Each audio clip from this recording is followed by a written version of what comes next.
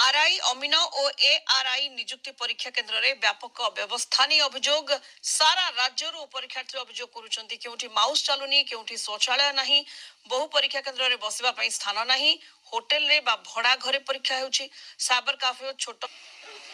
बर्तमान खबर पर जदि नजर रखा Odisha subordinate staff selection commission तरफ रिकमेंड करा आरआई एआरआई अमीन आईसीडीएस सुपरवाइजर परीक्षा को नहीं आसी एक बड़ खबर बातिल करा आरआई एआरआई अमीन परीक्षा ता सहित इंपोर्टाट खबर पर जदि नजर रखा देखो ऑफलाइन रे परीक्षा हो एने उच्चशिक्षा मंत्री बासभवन में घेरे नियुक्ति आशायी बर्तमान Odisha subordinate staff selection commission तरफ रिकमेंड करा परीक्षा अनियमित प्रकाश अभियोग कर आशायी मैंने उच्चशिक्षा मंत्री सूर्यवंशी सूरज बासभवन में घेराव कर नियुक्ति आशायी मैंने बर्तमान खबर पर जब नजर रखा देखो ऑफलाइन परीक्षा हो दाबी कर आरआई अमीन परीक्षा को बातिल करा दाबी कर बर्तमान खबर पर जब नजर रखा देखो सरकार ए कौन निष्पत्ति नौ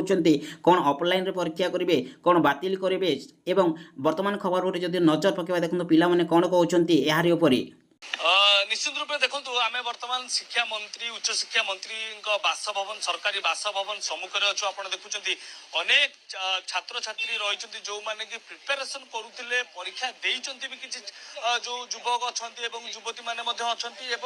अभियोग रही विभिन्न सरकारी चाकरी अनियमितता रही स्वच्छता आसुना सरकार ए दिगरे उदासीनता देखा कि छात्र छात्री भविष्य सहित सरकार गोटे प्रकार खेलुंट आम आम सहित किसी युवक जोड़ी होती जदि से परीक्षा दे सारी अनेक अभियोग रही आपड़ आज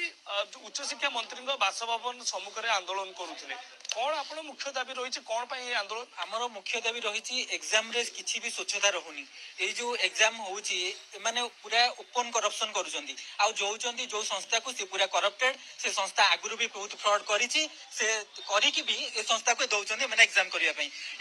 एते दिन हेलानी एग्जाम रो कोउटी माने आपण देखंतु कोउटी होटल रे एग्जाम होची कोउटी माने एग्जाम रो जो सेंटर माने चूज करूचंदी सेंटर रो गुटे क्राइटेरिया रखि कि चूज करिया कथा एमानकर किछि भी क्राइटेरिया नाही किछि भी फॉलो करूनांती जोउटी नाही सेठी एग्जाम सेंटर कोउटी एग्जाम रो सेंटर रो मालिक फ्रॉड बालानी तो कोउटी होटल रे एग्जाम होची एमिति आमे सेही कथा माने आरआई एग्जाम हबा पूर्वरु आमे जाईकी कहितिलु पार्टी ऑफिस रो जाईकी भी तांको भी कहितिलु किंतु एठी केही सुनिबा को नांती एते दिन हेलानी करप्शन होउची न्यूज बाहरुची एग्जाम तो होउची आपण देखुचंदी कोनोसी स्वच्छता रहउनी से पर्यंत कोन शिक्षा मंत्री सोइचंदी आमे शिक्षा मंत्री से आपण आलोचना करे आस्थिले आलोचना करले कि आपण से आलोचना करले कोन कहले आसिलुनी 8टा बेलू शिक्षा मंत्री सोइचंदी किछि आलोचना तो करबा दूर कथा हमकु पुलिस एठी जोबळा बिहेव करचंदी आमे आतंकवादी भलिया लागुची आ एठी माने एग्जाम रो कथा आमे कहया गुटे आमे काहा कथि जिवु मंत्री कथि गले मंत्री एपड मंत्री भी देखा करे दउनांती सीएम कथि गले सीएम भी देखा करे दउनांती पार्टी ऑफिस को गले पार्टी ऑफिस रो आमे सेदिनो पार्टी ऑफिस को जाइतिलु हम गोटे पर्यंत बसैले कहले आमे सब बुझिबा किंतु तापर देखला को रिजल्ट आर ता दिन को जो करप्टेड संस्था से एडमिट कार्ड बाहर करछि जमती अभियोग आसी गोटे होटेल विभिन्न घर जो खाली लिफलेट ना कागज लिफलेट मार देकी परीक्षा होची या कौन सत जदि सत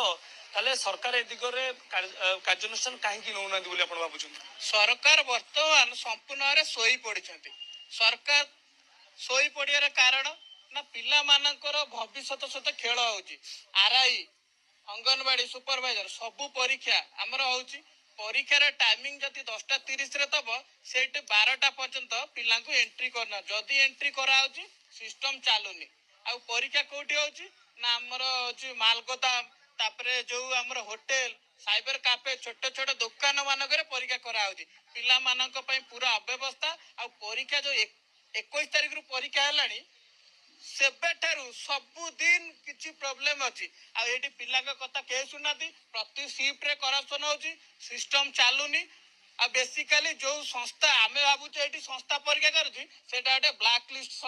निहाती भाव Odisha subordinate staff selection commission तरफ रिक्रुटमेंट करा आरआई एआरआई अमीन परीक्षा को जो ओ टेबल एसएससी करुच्ची जो परीक्षा परिचालना ओ टेबल एसएससी जो संस्था को बासी ताहा होची एक ब्लैकलिस्ट संस्था जदि हे संस्था आपण पिला परीक्षा परिचालना कले ब्लैकलिस्ट संस्था जदि परीक्षा परिचालना करुच्ची तो ओडिशार पिला भविष्य कौन हेबो एने आमे मुख्यमंत्री मोहन चरण माझी को कहूँ जे आपण कहते मो लोकों सरकार लोकों काम करी ବି ସ୍ୱଚ୍ଛ ହେବ ପରୀକ୍ଷା ଏବଂ ମେରିଟ୍ ବେସିସ୍ରେ ପରୀକ୍ଷା ହେବ ବୋଲି ଆପଣ ନିଜେ ବାଇଦ ଦେଇଛନ୍ତି। ତ ଆପଣ ନିହାତି ଭାବରେ ଏହାରି ଉପରେ ନିହାତି ଭାବରେ ଯଥାଶୀଘ୍ର କାର୍ଯ୍ୟାନୁଷ୍ଠାନ ଗ୍ରହଣ କରନ୍ତୁ। କାରଣ ବର୍ତ୍ତମାନ ଯଦି ଆମେ ଦେଖିବା ବହୁତ ପିଲାଙ୍କ ଭବିଷ୍ୟତ ଉପରେ ଖେଳୁଛି ଓଟ୍ ଟେବଲ୍ ଏସ୍ଏସ୍ସି। କାରଣ ଯେଉଁ ସଂସ୍ଥାକୁ ପରୀକ୍ଷା କରିବା ପାଇଁ ପରିଚାଳନା କରିବା ପାଇଁ ଦେଇଛି ତାହା ଗୋଟିଏ ବ୍ଲାକଲିଷ୍ଟ ସଂସ୍ଥା ଏବଂ ପରୀକ୍ଷା କିପରି ହେଉଛି ଆପଣମାନେ ନିହାତି ଭାବରେ ନ୍ୟୁଜ୍ରେ ବାଇଟ୍ ଶୁଣି ସାରିଛନ୍ତି। ଏବଂ ଯଦି ଏହାରି ଉପରେ ଆପଣ ଯଦି କାର୍ଯ୍ୟାନୁଷ୍ଠାନ ଗ୍ରହଣ ନ କରନ୍ତି ନିହାତି ଭାବରେ ଛାତ୍ରଛାତ୍ରୀ